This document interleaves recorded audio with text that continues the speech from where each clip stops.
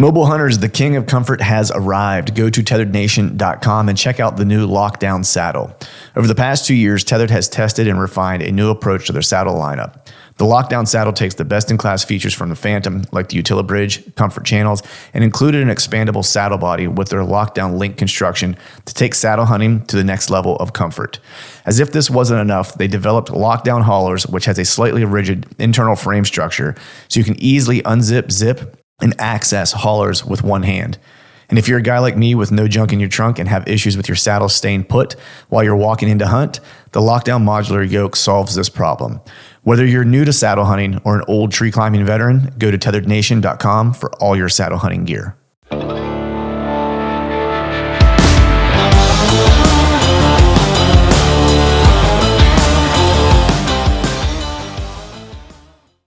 All right, folks, welcome back to another episode of the Truth from the Stand Deer Hunting Podcast. And today, if you're watching the video, you'll recognize this fella. I have Mr. Dr. Bronson Strickland on from the MSU Deer Lab. It's always one of my favorite episodes to do. I feel like we do one annually now. We got back on the ball, got you on annually. Right.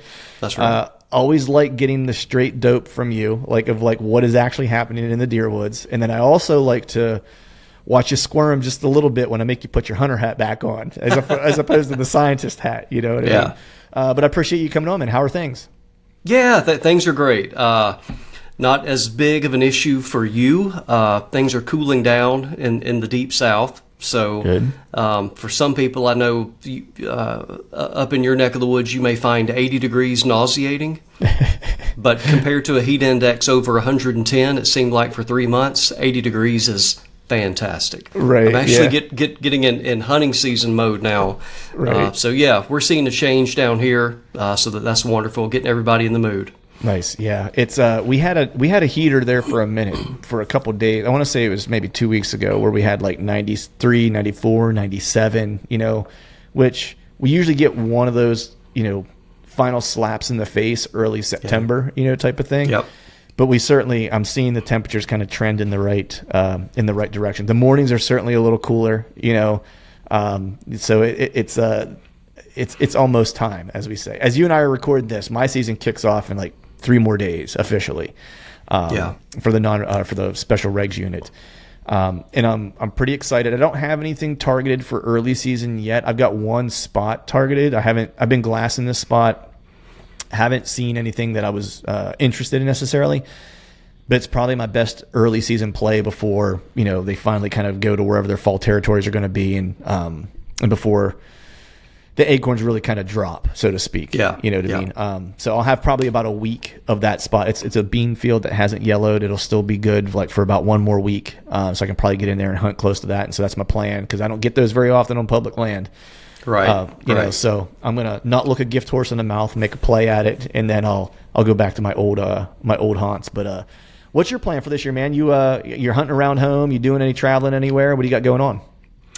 Hunt a lot around here when I have time. It's just really, really difficult to find the days to do it. But I do have a buck that I'm very, very interested in. Okay. And it's not a study animal, so I have no idea where he lives during the summer and early fall. Right. But it seems like he always shows up around November. Okay. And so I'm preparing myself for that. So right. If I could write up the script would be in October and November. Our archery season begins October 1. Would be to get a couple does in the freezer and get over some of the the stage fright. That first deer you're drawing on. Yeah. And then try to hunt this buck hard, and still making plans. So I've got some. Typically, I hunt for a few days in South Mississippi during the late rut. We have a mid-January rut here. Do that, and my plans are to hunt Kentucky. Got an invite from a buddy to do that. I think that's in November, so I'm excited. Nice. Very excited. Yeah. Hence, I've been shooting my bow every day for the past week. There you go. I've always wanted to hunt that late rut in Mississippi. One of these years, I just got to make my way down there, because it just seems... I've wanted to spend a season where I've just chased the rut the whole season. Yeah. Where it's like I hunt Florida early, and kind of get that, and then, then maybe go do some velvet stuff out in the west somewhere, and then be able to kind of hit like the Midwestern rut or PA, or the Midwest or whatever, and then be able to kind of go to the South and like whether it's Alabama, Mississippi, and hunt those like ruts that people kind of refer to as being odd, you know what I mean? But it's it's like you could hunt the rut till like, early winter essentially if you play your cards right. And I was like, how cool would it be to kind of catch 5 different ruts in a season? Oh yeah. If you had unlimited time and money and a jet or a helicopter would help too. But yeah, I mean, you can go July and August in Florida all the way until the end of February in the deep South. Yeah.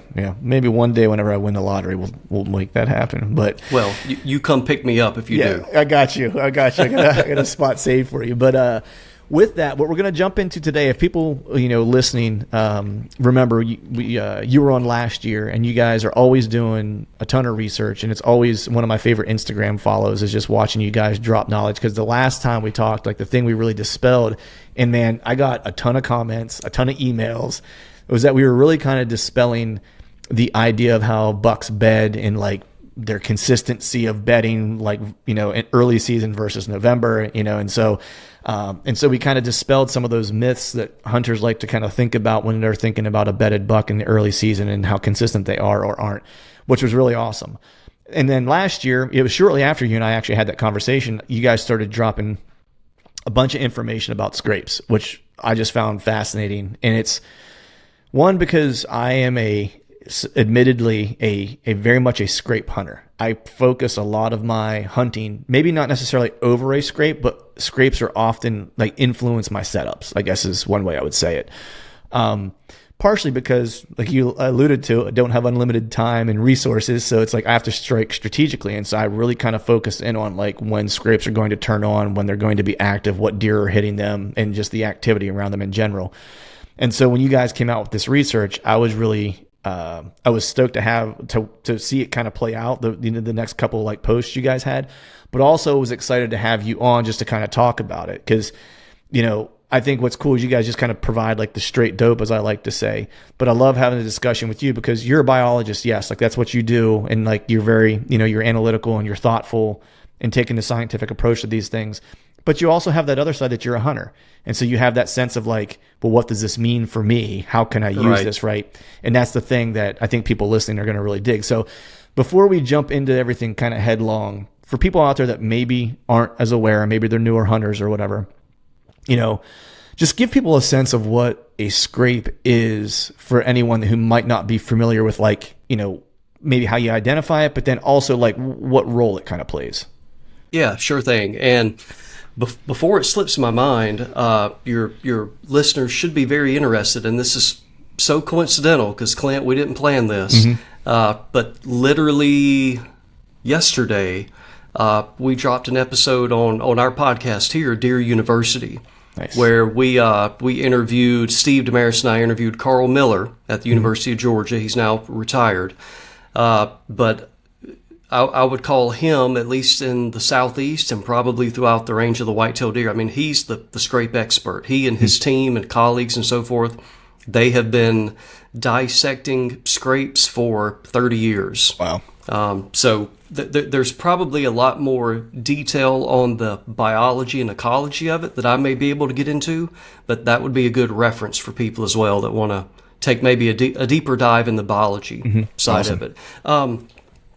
Just from my perspective, I guess the way I would explain it is a scrape is a form of communication, and we call them signposts, information signposts. And so it is just a way the deer, both bucks and does, but mostly bucks, it is a way for them to, number one, have a marking saying, I was here. So think of that part like a graffiti. I was here. And because deer their sense of smell is so acute, there's probably also a time stamp associated with that, where I was here and when was I here. And then when you get closer with more of the scraping behavior with like rub urinating and such as that, there's another form of communication, the pheromonal communication that's going on. And exactly what information cues are they providing to other deer? It's our best guess with that. But we think it's information that identified the animal. We suspect it might be also relative to age and or dominance of the animal as well. And then, of course, the more obvious side for females, when they're visiting and rub urinating or urinating in scrapes, it's conveying for bucks and other deer their physiological status relative to estrus. Mm-hmm. So you and I can rent out a billboard. We can post something on Facebook. We can do all that. But, this is a deer's social network for them to be able to both spatially and temporally where I'm at and then my physiological status. And we just think that deer are able to kind of keep track of who is who and where they're at. And so, it's fascinating, really, when you think about it. Yeah, I mean, that's the thing that's always kind of intrigued me about it is just, I mean, one, I love to hunt them, but just the communication kind of aspect of their world, right? Yeah. And how much information they kind of gather. It's like a database for them almost, right. of the general area. The thing that's really interesting that you mentioned though is the timestamp kind of component of it. That's the thing that I think oftentimes, I know academically, right? Even when they're kind of scent profiling, maybe they cut my boot track, let's say, for example, right? I oftentimes don't have top of my mind that they can kind of equate time with smell, right? Yeah. And that was one thing, because I forget where I heard this. Maybe I was talking to you. I don't remember, but I started thinking about it. Actually, I think it was Tony Peterson, who I think mentioned it to me. He was doing his dog podcast that he does. He works for Meter. He works with Mark and on the Wired to Hunt podcast.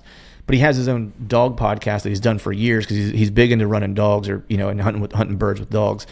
And he's had a ton of different dog. I don't want to say dog biologist, but I don't know a better way to kind of reference it. So I'll say it that way.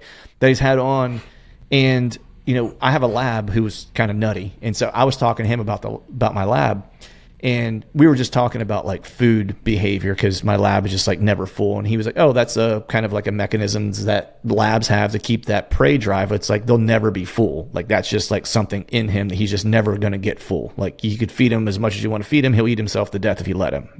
Right. And right. I was like, oh wow, that's interesting. And so then he was like, want to know another nerdy thing about dogs? I was like, I would love to.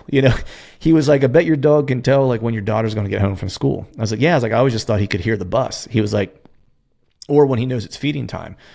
And he was like, it's actually, he can tell the change in the smell of the home of time, because he knows the smell hits a certain, and I'll put it in my lame brain turn, a reduction of smell in the house equates to a thing that's going to happen.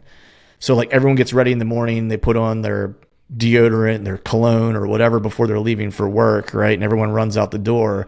Over time, that smell dissipates, and he knows a marker of a certain amount of smell equates somebody's going to come home, which means then I'm going to get fed. Right. And I never thought of it that way. And I was because I always just thought, damn, he's got a really good memory. He can tell time, Yeah. And I never thought of it being smell. And so I often forget that with whitetails, that they're time stamping things when they're smelling, when they're smelling things, whether it's a scrape or whether it's my boot track.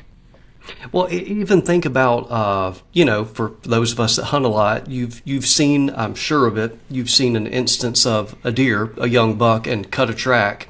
Mm-hmm. And go, 10 or 15 yards one way and then do a 180 and go the other. And just within that little line segment there, they're able to determine this is fresh or not fresh. So that part is amazing. And one little personal story that I still, I just can't comprehend it. Mm-hmm. The sensitivity of a dog's nose. And the parallel here is, I think, is probably going to depend on the breed of the dog, but I'm going to put a deer's nose up to a really good dog's nose, like a bloodhound or something. Right. But on a personal note, I have a daughter that's type 1 diabetic. Mm-hmm. And so when we found that out a number of years ago, we were, evaluating all the ways to try to monitor that. And so you can do that electronically now with a continuous glucose monitor that sends a Bluetooth signal to a receiver or phone or et cetera.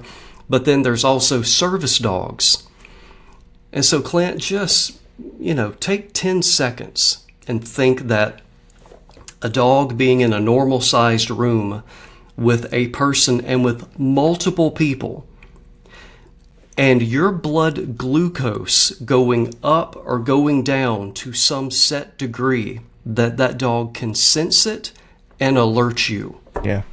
Yeah. That I've had that knowledge now for over 5 years, and I still can't fathom that they're able to do that. Yeah. And so now let's put that with the deer and what they can detect. Yeah. Yeah. You ain't winning. You know what I mean? You're not winning. When it comes to scent. And then, we could get into the whole scent, cover scent, the ozone, like all that stuff. Like that's, different time. I might pull my hair out if we do that one, but I already have. Right.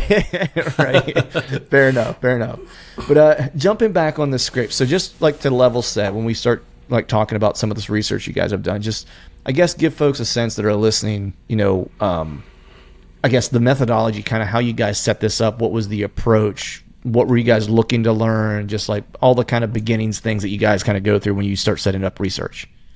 Yeah, well, this may not be very apparent, but this is what we would call a really developed and functional side project when we set this up. Really, the goal of the project when we set this up was to determine if the soil and licking branch associated with scrapes could be a mechanism of CWD transmission. Okay. And so the whole goal, the overarching goal of the project was we did a lot of soil sampling and licking branch sampling in an area where CWD was, greater than 40%. Right. And we just wanted to kind of proof of concept that at the scrapes there were prions there. CWD positive, prions. And so we were able to document that. And so collaborating with some prion experts, and, we took the soil samples and the licking branches and sampled all that. But the side for that was, okay, if this is a mechanism, and I'm not saying it is, so it's one thing to document that a prion is there and it exists. It's a whole other thing to say that is a primary mechanism of disease transfer. So right. we can't speak to that. But we wanted to also understand if this were a mechanism of disease transfer, at this particular scrape or this signpost, how many deer could be using this? How could that be facilitating the transfer of disease? So that was when we really started to get into that side of it, with monitoring all these scrapes, counting the number of individual deer that are visiting those scrapes and on the landscape. That's the basic setup and the design. Okay. How many scrapes did you have targeted? Or just general number of scrapes? It was a little over 100. Okay. And how did you guys identify them? As far as was there a criteria for what made a scrape that was going to be studied versus not? Yeah, it was not random sampling. Mm-hmm. So we did not just, pick places on the map and go, looking for them. We basically used, hunter type skills, mm-hmm. and just went to kind of what we thought were going to be high target environments, corridors, the edges of fields, places mm-hmm. like that. And then just cutting circles, following trails, mm-hmm. Kind of like scouting. Yep. And that's how we located them. And then we just determined, and we've all seen those where that's probably a very low probability mm-hmm. scrape, and some of them turned out to be. It was only visited one time. Right. And then some of them that, were larger, and we could tell deer were visiting them, and that's where we really focused. Right. Yeah. That's cool. That's cool that you actually used the hunter approach to locate them, as opposed to, and I guess how big of an area were you guys focusing on? How big of an area did the study kind of include? Don't quote me exactly, even though I should know that. I've forgotten, but it was over 1,000 acres. Okay. Was it all the same parcel?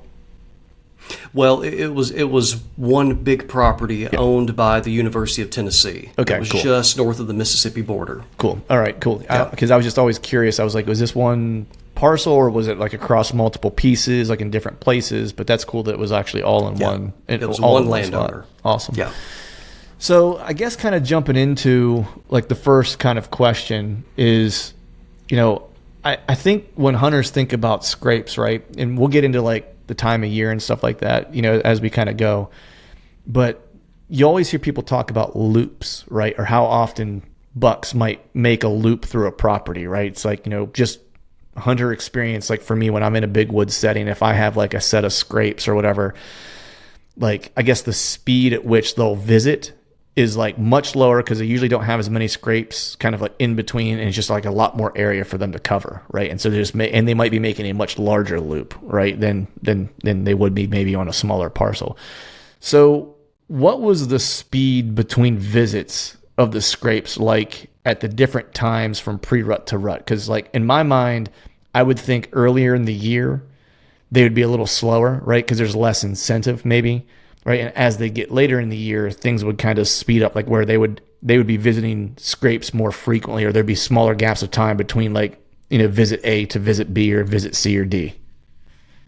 Yeah, that's a really good question. I wish I could offer you a precise answer, but let me tell you where I'm drawing this from. So, okay.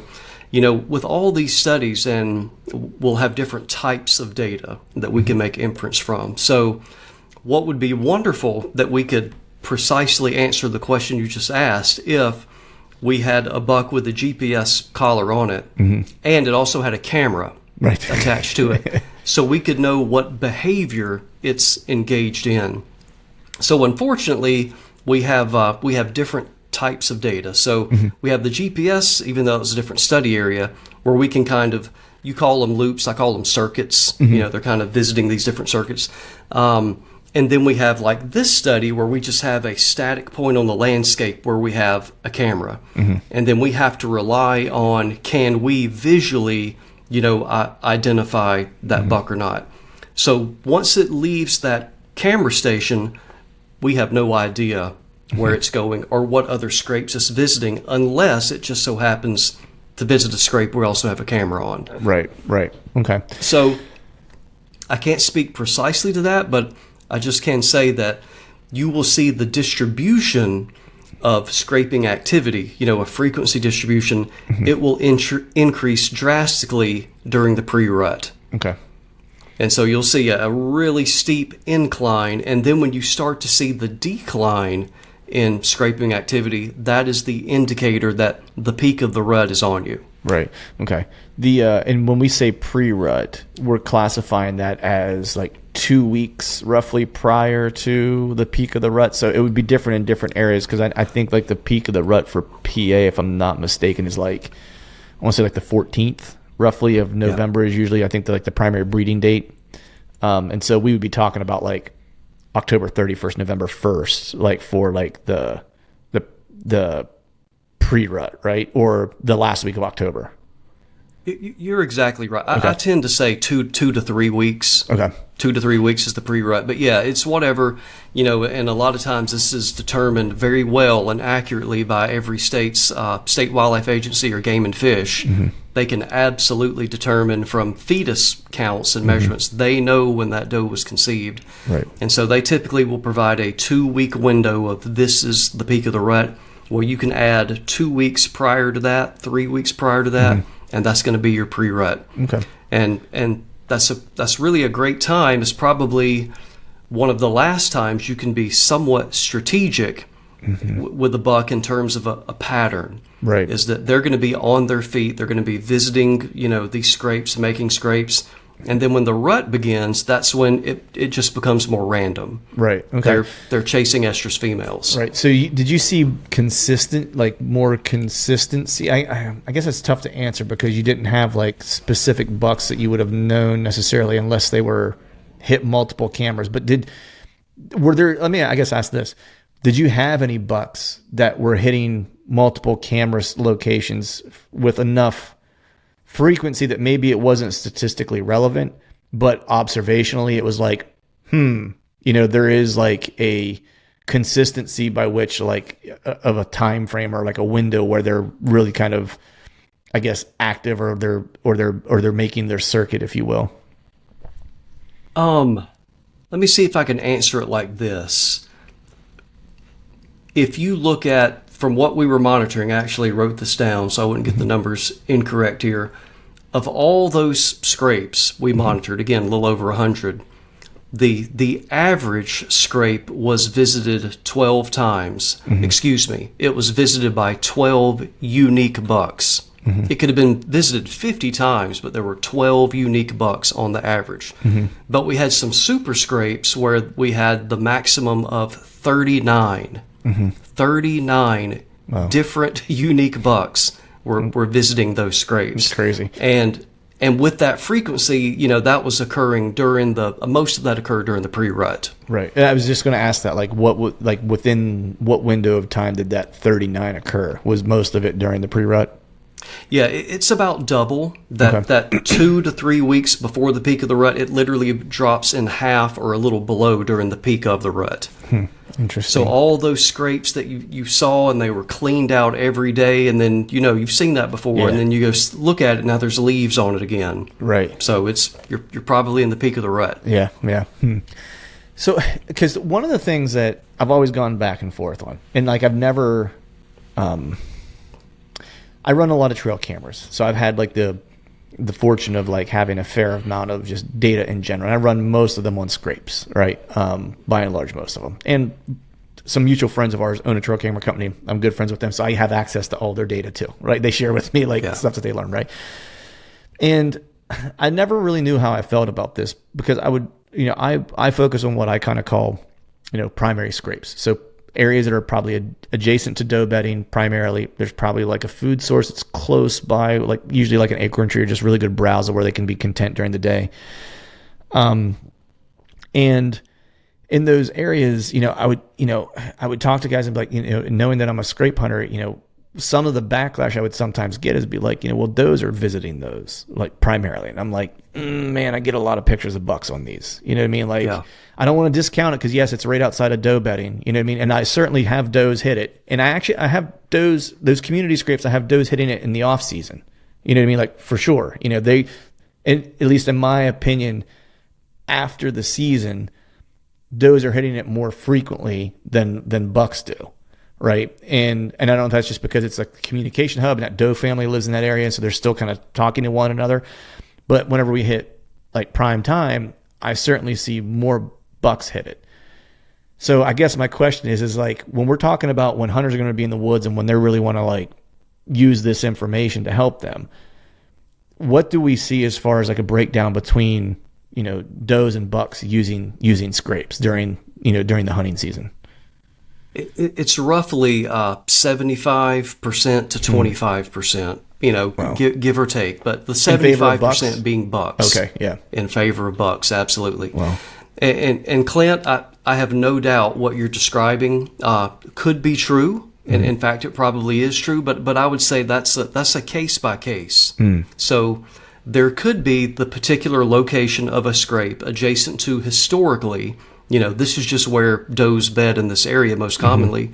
Yeah, I can see that. But again, when you take with our sample where you've got 100 different ones you're sampling, the stats are very, very consistent. Right. It's 3 to 1 bucks.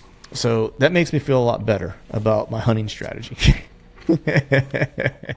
Oh yeah. But the bad side is the animal you are most likely most interested in. I know where you're going. I saw this post and it kind of ruined it for me a little bit. Well, it didn't 100% because it gave some credence to. Actually, I want you to finish your statement before I jump in. So go ahead. I'm sorry, I didn't mean to cut you off. Well, well over half, probably 2/3 of the scrapes are going to be made by yearlings and 2-year-olds. Yeah. So most of them are 1 and 2-year-olds, a little bit of 3s, and an even smaller amount of 4-year-olds.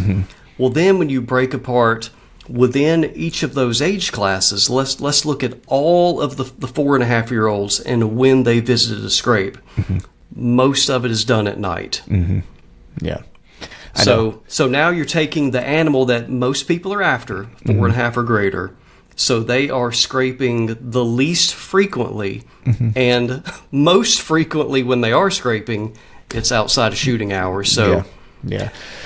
But still, that's not to totally discourage you, because there are times when they are visible when during they daylight. are, So look at it that way.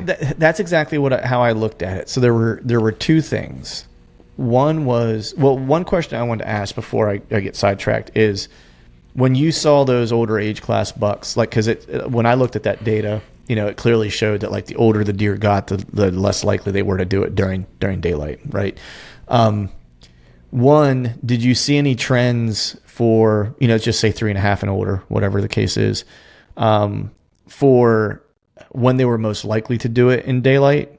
And two, when they were doing it at night, was there any kind of trend in terms of like how late in the day, past like daylight, were they hitting those scrapes? And I ask you this for this reason, is that some setups and some other guys I know who really use scrapes as kind of primary destination areas, they'll often hunt not necessarily on the scrape. They might hunt a funnel or a pinch that might be 60 yards off the scrape, or a really faint trail that might be on like the downwind side of like a leeward like edge or something like that of like a ridge, to where that deer could still scent check that thing from 60 yards away and never have to go to the scrape. Because I actually saw that happen to me last year. Like, and I'll tell you the story once you kind of answer that. But I guess that's kind of like my question. Did you see any trends related to those, the timing in either way?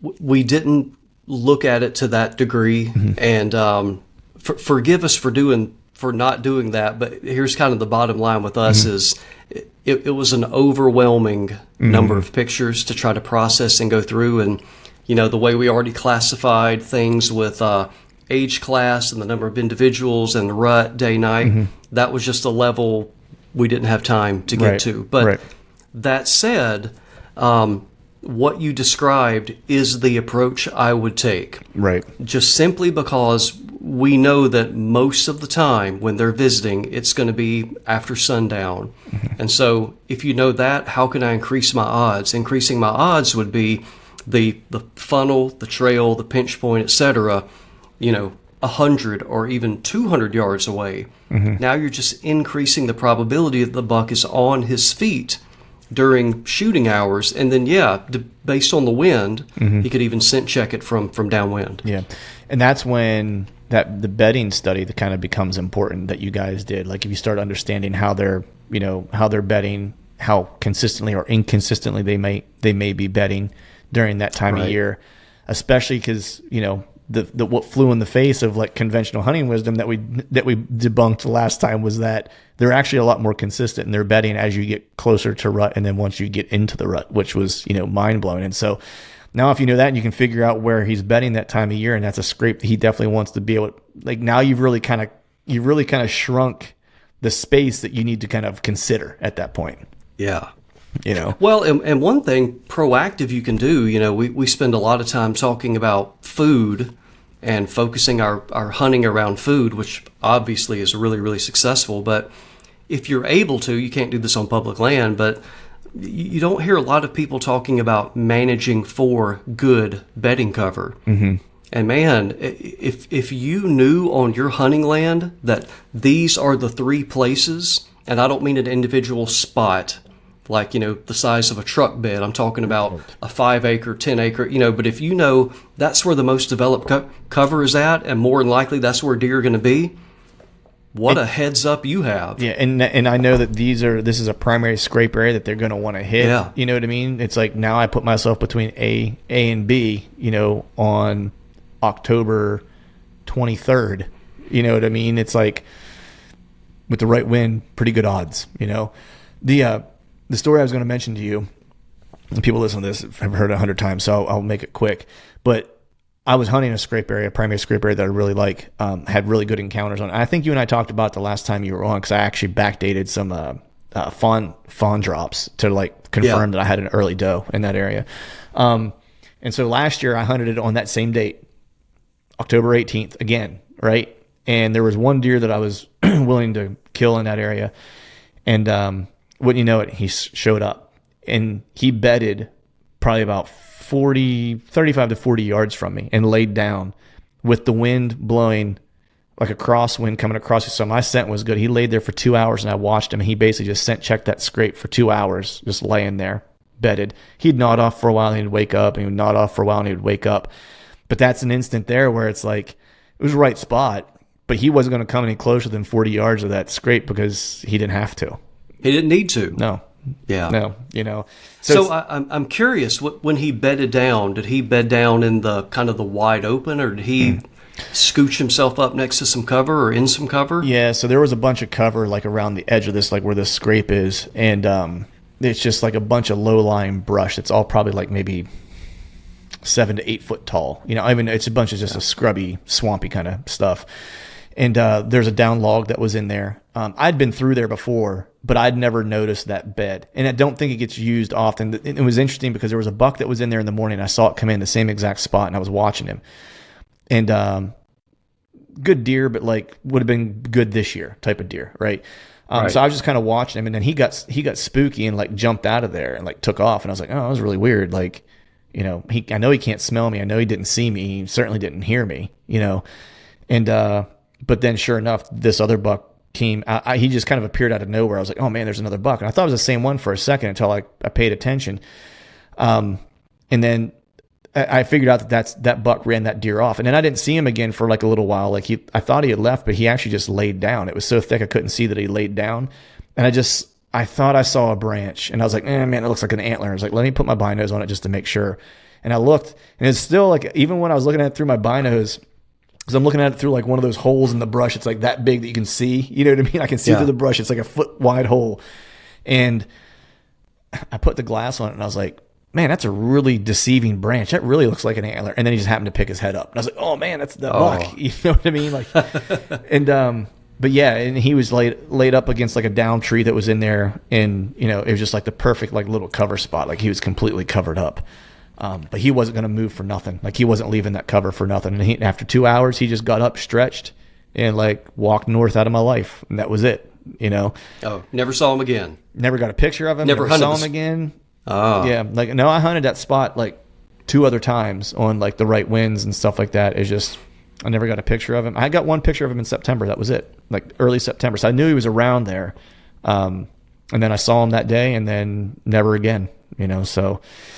But so he's one of those bucks like we talked about last year, to where most of the time he's not a resident of that property per se, but certain times of the year he's going to have this shift, and it may only be for a week or two, but he'll use that area. Yes, and you can count on it every year. Yeah, and it taught me a lot about that spot just by being able to observe him, because I've realized I was hunting the spot wrong. And it took like that deer to show me that, because I was in the right area, but I wasn't in the right spot to kill. Because what I realized was kind of what you're saying, is that like these deer are going to use this spot year over, and they're using it a very specific way. And it didn't reveal itself to me until that particular hunt, because the year before I had a deer sneak in on me, the one I wanted to kill, from the same general area. But I didn't put 2 and 2 together until that deer bed there, where I was like, man, I bet that deer that snuck in on me was bedded back there, but just a little further away than him. You know what I mean? I was like, so I feel like those bucks are staging back in that area, waiting to intercept does that are coming to that scrape. And so I feel like I was like, I need to make like a 40-yard move, for one, so they don't surprise me, and two, that if they don't ever come completely out toward the scrape, that I actually still have a shot opportunity. Yeah. So micro adjustment, but it took screwing 2 deer up in that spot to figure out how they're actually using it. But that's one of those things when you're a bow hunter, you have to have those incremental steps, and learn year by year, and failure. Not that was a failure, but you know what I mean. Yeah. A good learning experience. Yeah. If you were a rifle hunter, it wouldn't matter. No, he would have been dead. You know what I mean? It would have been like game over. Easily killed him. Yeah. That's right. Yeah. But so when we're talking about these scrapes, right? So that deer was bedded down kind of like by, close to that scrape. And I've watched other bucks come in and kind of work the scrape and use the scrape and stuff like that, which is always kind of cool. I've filmed some of it. It's just awesome watching them like in their environment, doing the things that they do. It's like you learn so much from their behavior. And it's one of the reasons why I love hunting around scrapes, because I actually they'll spend some time around it and I get to observe, But, so they can do a bunch of different things at a scrape. Like they can use a licking branch, they can paw at the ground, they urinate, and rub their glands together.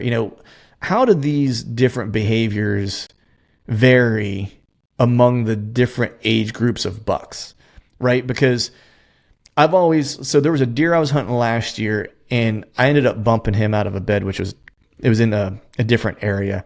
And the reason why I knew he was there is because I got pictures of him again this summer. So this year he'll either be 6 or 7, because he was either 3 or 4 the first time I got pictures of him. And out of all the deer that I've had on camera in this particular piece, and it's a big woods piece, he's the only one that consistently that I've watched work scrapes, like where he will paw, tear it up. He will get into the licking branch, rip branches up with his antlers. He's just really aggressive. And so I found this scrape line October 22nd. And there were some gouge marks in a tree that looked like might have been him, because he's just an aggressive deer. And he's the only deer that I know opens up a lot of scrapes, because I've watched him doing it at multiple locations on camera. So I thought it was him. I went in the next morning, went to climb into a tree. I was halfway up the tree. I didn't realize he was bedded so close. He was like 30, 40 yards from me. He jumped up and took off. And that was it. I never saw him again.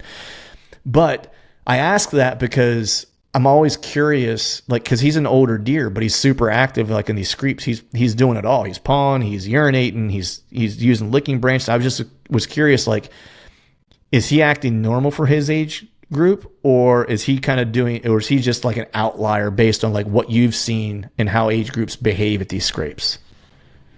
That you're identifying some things we need to do with this data set.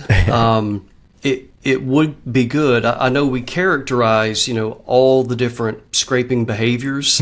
If they're just engaged in the licking branch, if they're, pawing the ground, the soil, or they also rub urinating, we captured all that. But to my recollection, we did not categorize them by age class. My hunch, which may be proven wrong, would be that they're all engaging in those different behaviors, because we know this, like in our deer pens, you'll see buck fawns rub urinating.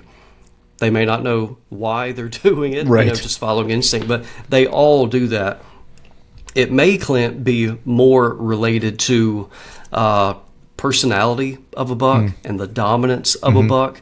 And it sounds like what you're describing, it's a buck that's really wanting to advertise that I'm here, not only to females, but to other bucks. Right. He's exerting his dominance chemically, right, not just physically. So I bet there's a lot of individual variation with that. Right. I want to go back, and I don't mean to backtrack, but earlier when we were talking about, like, how they timestamp whenever they're at these scrapes, and deer can tell that, and they can tell, like, sex of the deer, other deer can, the dominance and stuff like that. Are they able to kind of like, and maybe they're not this aware, but are they able to kind of recognize the hierarchy of not just dominance, but age class within their group, right? So it's like they may act differently based on like the age group of the scrape, if you will, right? It's like, it'd be like a freshman walking into like a senior class. It's like, I'm gonna act a little different, right? Because I know I'm in an area where I'm probably not the top dog, right? But if you walk into an area where it's all freshmen, right, you might feel a little bit different. So I'm just curious if like, right. I'm just curious if like if they can recognize not just dominance, but also like age structure. Well, that's the thing though, Clint, is it's not a perfect correlation, but that is going to be a correlation, age and dominance. So right. You could certainly have, just to be academic here, you could certainly have a really big, super aggressive 3.5-year-old that was more dominant than a 5-year-old. But generally, that's pretty closely correlated, age and dominance. So my biological hunch would be that the chemical cues are coming from the physiological status rather than just age class. Right. If that makes sense. Yeah, no, that totally makes sense. And I think it goes back to what you were saying too. It's about the personality of the individual deer as well, right? Because you could have a 2-year-old. Because I've certainly heard stories, not stories, but like have had buddies tell me, I've heard it mostly like in the Midwest, like in the big buck states and stuff like that, where they have like true like age structure. Like it's a little different in PA where we don't quite have we have a lot better age structure than we used to. But it's still not, Iowa where you have like, what is almost ideal, right? Like if you're able to kind of like create the right scenario. Like that's kind of like what they have, where they've watched, where they've killed like a young deer, right? Or had like, so a buddy of mine might be hunting like a Boone and Crockett deer, right? But and it's a 7-year-old deer or 6-year-old buck. And he's got a 3.5-year-old 130-inch deer that's like, he's going to be a good deer like when he gets another 2 years on him, but he's a bully buck, and he's going to end up running this deer off that he's trying to kill. So he'll have another buddy come in and be like, hey, I want you to kill this 130-inch deer because he's going to run this deer out. You know what I mean? Because that other deer just doesn't want to fight. And it might be... That's exactly right. Right, because it might be a little bit of age too, because like... I don't know. When I was in my 20s, I was a little more willing to fight. You know what I mean? Now I'm in my 40s. I'm kind of like, nah, man, I'm just going to go home. It's like, it ain't worth fighting. Well, you made a great parallel there, though. With age comes wisdom as well. When you start looking at a population, whether it be captive or free ranging, where you've got a lot of mature bucks, you're also going to notice wounds, and you're going to notice eyes. You're going to see it's going to be a low proportion, but where eyes have been gouged out. So, I don't know this is the case, but I would think that the older you get, the more you're going to strategically pick your battles. Right. Is this really worth it or not? Right. And I know exactly what you mean, because we see that in our deer pens. You see it in the wild, and then you'll have that 3-year-old. He's just a fighter. He is just wants to flex his muscles all the time, and he wants to fight.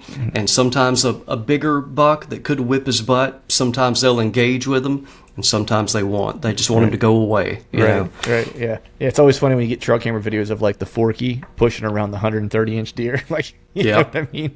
It's like that's exactly right. It's always kind of it reminds me of like that cartoon with the big dog and the little dog Spike. It's like it always makes me think of that. Yeah. But I wanted to ask you, because one of the things I look for when I scout is when I'm trying to like locate scrapes and stuff like that. Like to me, it's like if it doesn't have a licking branch, I often don't pay attention to it, because I'm more of like, I want the licking branch, I want the scrape, like I want the kit and the caboodle. You know what I mean? Like, and sometimes even to me, it's like I feel like the licking branch, for me personally, I've always kind of viewed that as being the more important piece, because that is the piece that is going to be most active year round. And if it's active year round, then I'm likely in a place that is like, it's going to have a lot of deer traffic, and it's at the right spot.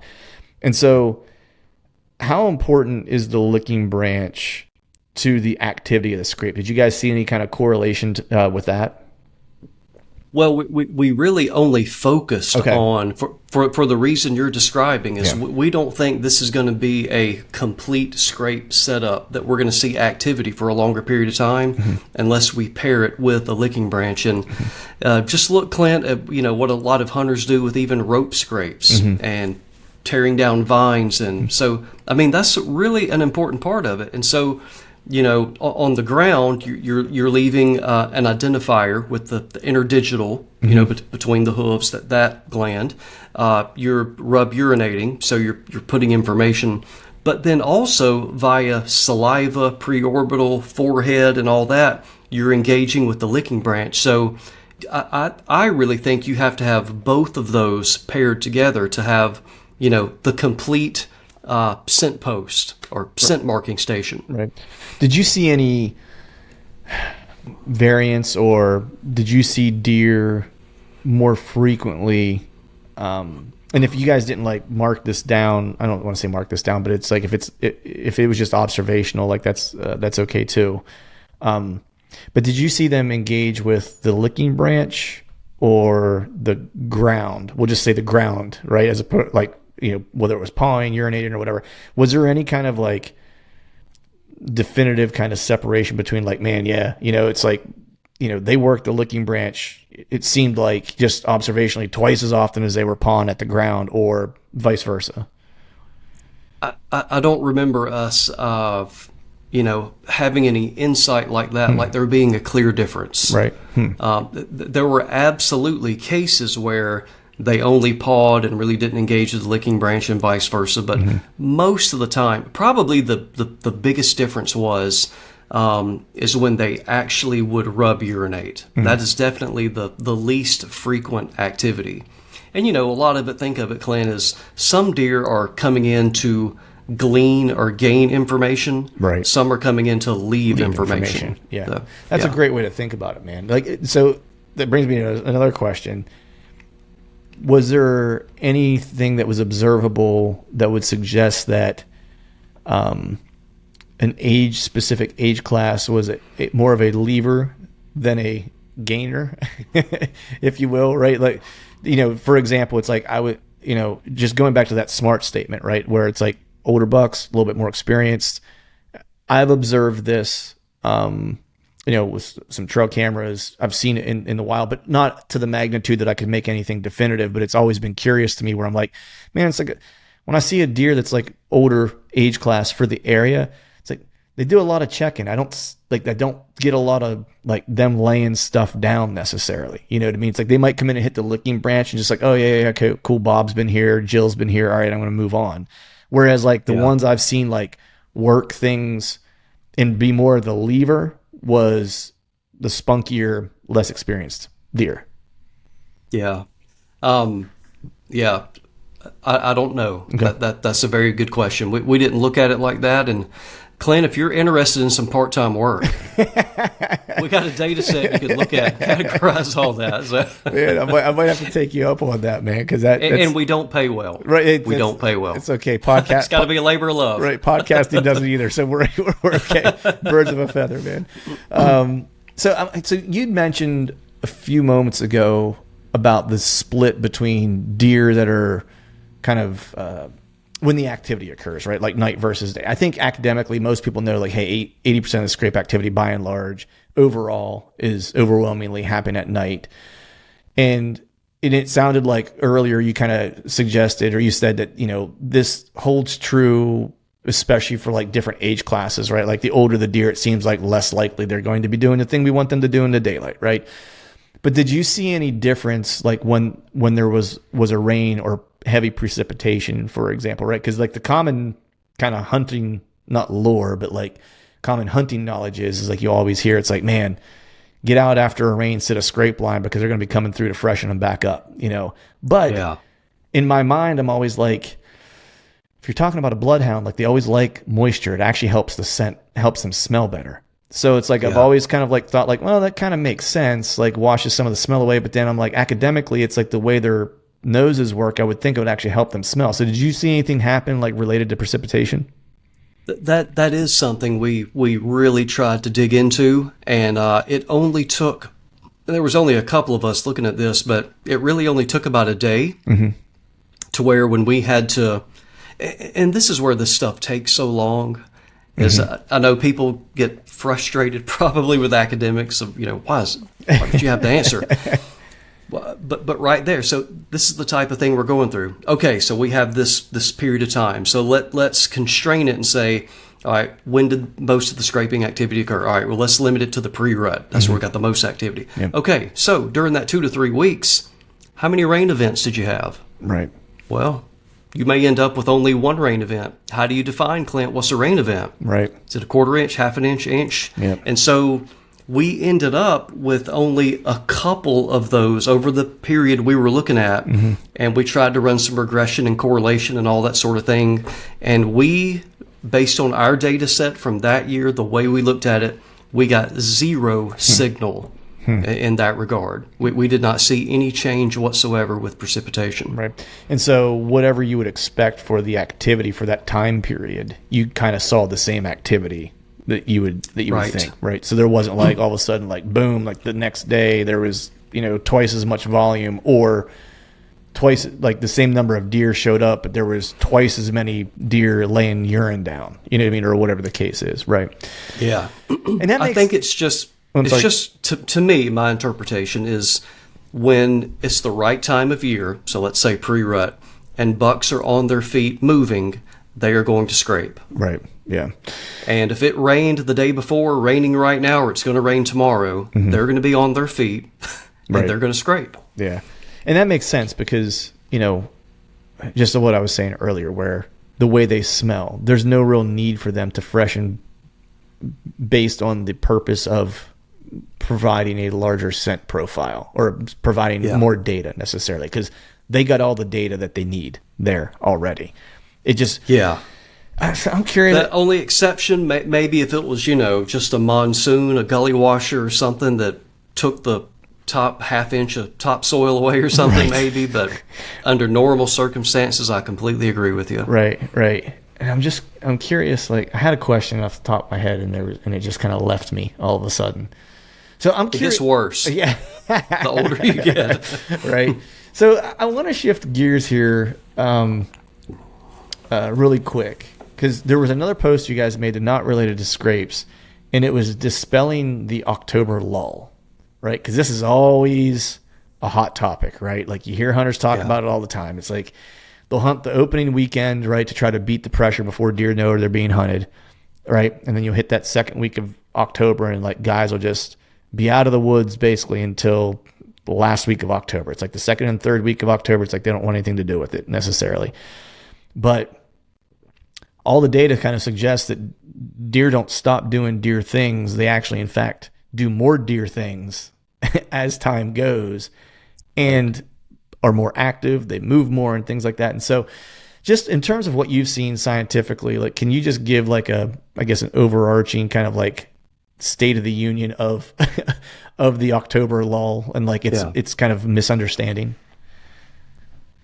Yeah, well, I think and I completely understand the bias, but there is clearly a bias there with framing it as October lull, because that is based on the assumption, and for probably 2/3 of the whitetails range, this is the truth, that October, of course, precedes November. Right. In most of the whitetails range, November is rut month. Right. And so, so the way it really, if you were really going to cover, the range of the whitetail from South Texas to South Georgia and north, it needs to be the month before the peak of the rut lull, not the October lull. Right. Yeah. And so one thing I have to be careful, and I probably have not been as careful in the past, is I have to always qualify with our findings. When we say what we said, it's based on our data. And our data are very different than camera data. It is very different from hunter observation data. So I don't discount what hunters may be seeing. I hunted this spot or these spots every day, and I keep records. And there was a decided decrease or increase that very well may be occurring. All I can say is, when you put a GPS collar on a buck and every 15 minutes for 4 to 5 months you get a location, we do not see any lull whatsoever. In fact, we see an uptick versus a lull. And so trying to potentially reconcile some of this, it may be that where you are typically observing bucks during October, there is a spatial shift in where they are spending time, and therefore you're not observing them as frequently. But if you put a collar on them where you can monitor their movements, they are moving just as frequently. Right. Yeah. It's prior to the rut. Yeah. And I think the other thing is too, is that if you take that as gospel, right? If that's kind of how you've lived your hunting life, if you will, right? That the lull occurs, then you've also not been in the woods to truly observe like what's happening, right? Right. Because it's actually quickly become my favorite time to hunt. It's like it's my absolute favorite time is that second and third week of October, specifically the third week, right before things really get cooking. I just feel like there's not been a ton of pressure, and especially if you're hunting a wiry, like older buck, like my buddy Greg and I always kind of talk about this because we've seen it play out. That's how I've been on those couple different deer on the same date in that same spot years over, is that like I started getting trail camera data that was telling me that in these really good it's not every location. It's got to be the right spot, whether it's a shift of food or whatever the case is.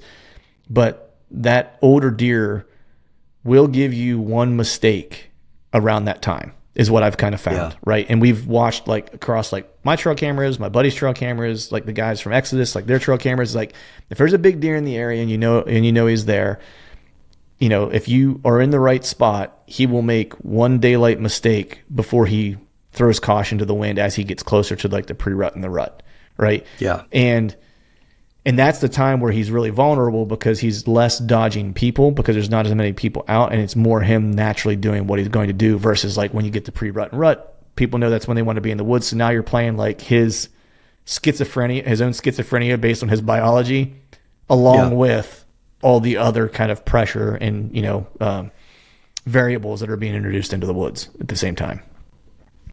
I agree with you 100%. Yeah. I think strategically, and that's not to say, you shouldn't hunt during the rut. Yeah. Of course you need to hunt during the peak of the rut.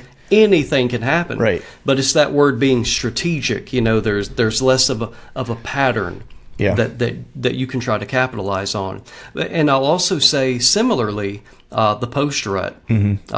All the studies demonstrate, these bucks run their butt off literally and lose 20% of their body weight over the prior month. They focus on food. Yeah. So if it's post rut and you've got some really good hot food sources, you can do really good by focusing on that. So I'm curious, because there's always that conventional wisdom that you'll hear, like if you want to kill a giant, do it after Thanksgiving. Like, like whether you're talking to like Don Higgins or whatever, like a lot of those guys will not live and die, but like, man, they love after Thanksgiving, like technically the post rut, right? Like the main show is over because you'll have those bucks, like the big ones who are kind of the dominant in the area, kind of searching out those last one or two does that are ready to be bred. And so I'm just curious, knowing that like the scrape activity goes down, right? Like after you hit like the peak of pre-rut and you get into the rut, it's like incrementally goes down. But I'm curious if you saw like, did more of the bigger, like the more of the older age class deer hit the scrapes and still continue to check as like the opportunities started to dwindle, or did you see basically the same kind of like breakdown of age structure engaging with the scrapes like throughout?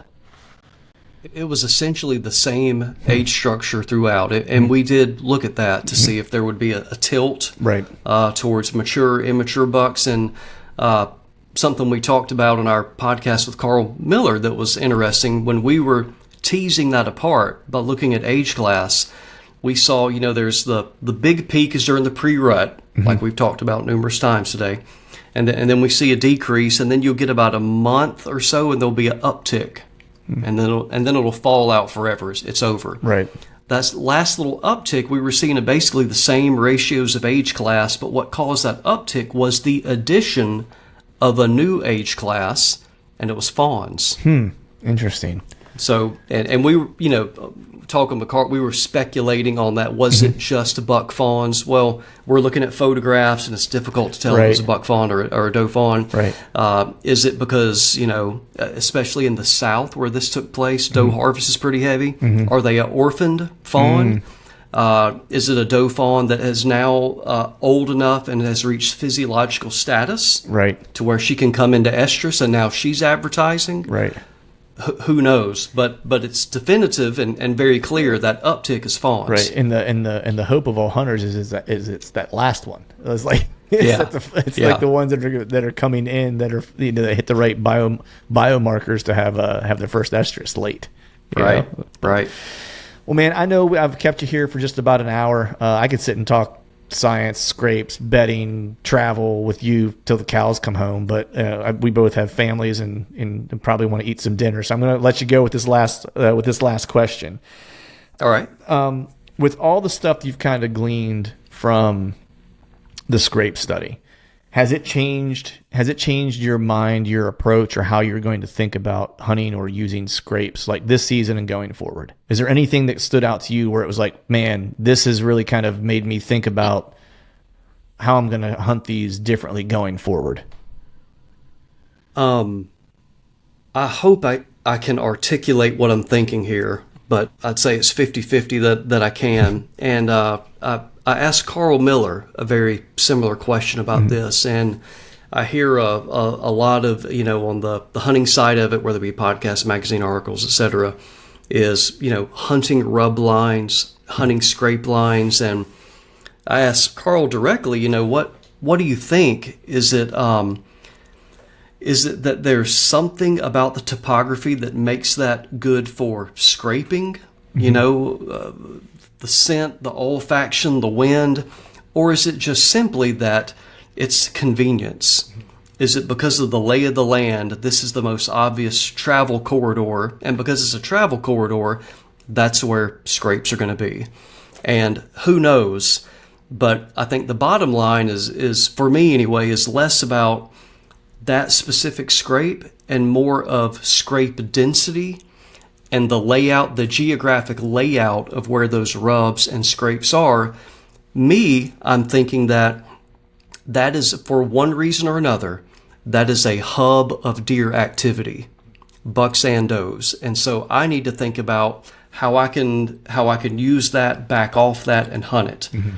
So whether it is literally a constrained cover corridor, or it's something as human beings that we can't see that deer can, that this is the path they want to take, for whatever reason, this is the path they take. Mm-hmm. And because they take that path, this is where they have scrapes. And I guess I hope it becomes enlightening to me over time in figuring out why here. Right. You know, why is the scrape line, why is the rub line there? Because I'm sure you've been in the woods and have been perplexed. Mm-hmm. Why is that deer trail right here? Oh, yeah. What is special about the surroundings that they want to walk here and not 20 yards over there? Because, Clint, you set your stand up thinking they were going to be 20 yards over there, every time. But they were here.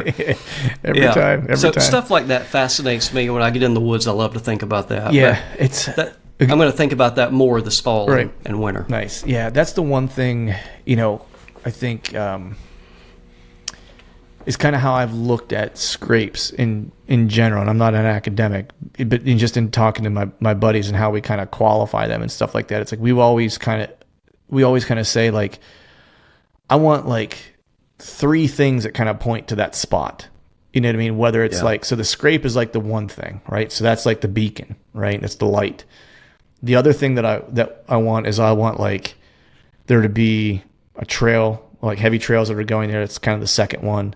And then the third one is, you know, maybe I want there to be like a funnel that kind of pushes everything in that direction, right? Or there's a food source there. So it's like, it's the convergence of like multiple things at one location. Like that's the thing that like, and if there's a scrape there or there's a rub line there, or those things are leading to that spot, then that's kind of the place where we go Yahtzee, right? And like, to your point, it's like, I'm scratching my head going like, okay, well, I get it. Like all these things lead here. So it makes sense that scrape is there, right?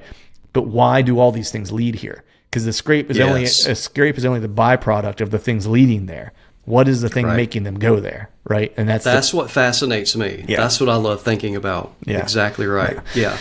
And like you say, you're stacking the odds when you can figure that out. Well, there's food over here. There's probably that cover over there. This is the most obvious corridor linking the two. Mm-hmm. Yeah, there you go. Or they've got the wind advantage. There's a thermal hub there or something like that, to where it's like they can smell 360 when they're in that spot or whatever the case is. But yeah, great. Now I'm not going to sleep tonight. And then you got to think about. Well, that's my world. I know. Nice. And then you got to think about being lucky. Yeah. Because, you know, back to what we talked about last year, and I don't know if we covered this point specifically, but one thing we gleaned from that research that I thought was really fascinating, and I may be the only person that thinks this is fascinating, but we calculated, you know, you hear us all the time, we talk about annual home ranges and seasonal home ranges, how much ground they're covering. We calculated daily home ranges. And what was remarkably consistent is that bucks use, on average, at least in my neck of the woods, may not be the same in Pennsylvania, they use 200 acres a day. And you might say, well, what about during the rut? Nope. During the rut, they use 200 acres a day. Wow. The difference is that in the pre-rut, and not even what we would call the pre-rut, before there's any rutting activity, you know, 6 weeks, 8 weeks before, they're still using 200 acres a day. It's just that during that time frame, those 200 acres, those polygons of 200 acres are overlapping. They're overlapping each other like a rose petal. Right. But then when you get into the rut, they're still using 200 acres a day, but they're further apart. But now it's 200 acres here, 200. So that more seasonal home range during the rut looks further apart. But on a daily scale, it's 200 acres. It's 200 acres. That's crazy, man. Think about that and apply it in some of these situations we're talking about. Right. Yeah. I'm totally not going to be able to sleep now. Awesome. Well, hey, I appreciate you coming on. It's always awesome getting to talk to you. I always just love catching up to you. Just like chatting with you, but I always learn something when I talk to you, and I like how you keep my mind kind of focused and sharp on the things that are true, and I don't allow myself to get off the beaten path with nonsense. So I always appreciate that. But before I let you get out of here, let people know where they can find out more about the research you guys have done in the past, find out about the podcast, there's all the stuff you guys have going on. Well, I have a confession to make. I don't know if you remember this or not, but last year, about this time of year, maybe a little earlier, I told you we were about to release a publication on this buck movement study. And I said, hey, when it's ready for download, I'm going to call you, Clint, let you know. And, you never got that email or that call because we never got it finished. Right. Me being a perfectionist, Steve being a perfectionist, we kept adding stuff and changing. All that to say, it is with the editor right now. Nice. I just got feedback from the editor this afternoon that we're supposed to have a draft next week. Awesome. So I'm hoping within the next month that is finally going to be ready, and it'll be on our website. Awesome. So it's going to be 30 something pages with lots of graphics and the very stuff that we were talking about. So we'll be in there. So I'll let you know when that's available. We'll also, in terms of connecting with us, we have a podcast called Deer University, as I mentioned earlier. You can catch up on nerdy deer biology stuff there. We do a lot of stuff on social media, Facebook, Instagram. And we've been putting a lot of effort recently into YouTube, so trying to develop our YouTube channel. And I'm not going to reveal it right now, but we're working on a video that I think is going to open a lot of eyes. It's going to be very interesting. All right, now you got me. And so now I'm real excited. my goal for that is early October. We're going to drop that, and awesome. Some people will feel vindicated, some people are going to get mad, and some people are going to call BS. Right. It sounds perfect then. Yeah, that's right. Awesome. Right. Well, I look forward to getting that email when that publication comes out, and when that happens, I will let people know that it is out and to head to the website and get it so they can check it out. As always, thank you. Check out the podcast. If you don't listen to their podcasts, they're always dropping killer knowledge. And their social channels are awesome. It's always a great follow. I love when you guys drop like the research tidbits and stuff like that. It gets me fired up. You guys do a great job. I appreciate all the work you guys do to help educate hunters on what's actually happening in the deer woods. And always just good talking to you, man. So I appreciate it. My pleasure, Clint. Good to talk to you. All right, folks, that is a wrap for today's show. I'd like to thank all of you for listening, and if you haven't yet, please head over to iTunes and leave us a 5-star rating, and be sure to subscribe to the podcast. And while you're at it, head over to YouTube and give us a sub there as well. I'd be super appreciative if you do those couple things for me. And before I shut this thing down, we need to give a big shout out to our partners who continue to help us make this podcast possible. Tethered, Exodus Outdoor Gear, and Genesee Beer. And until next time, we'll see y'all.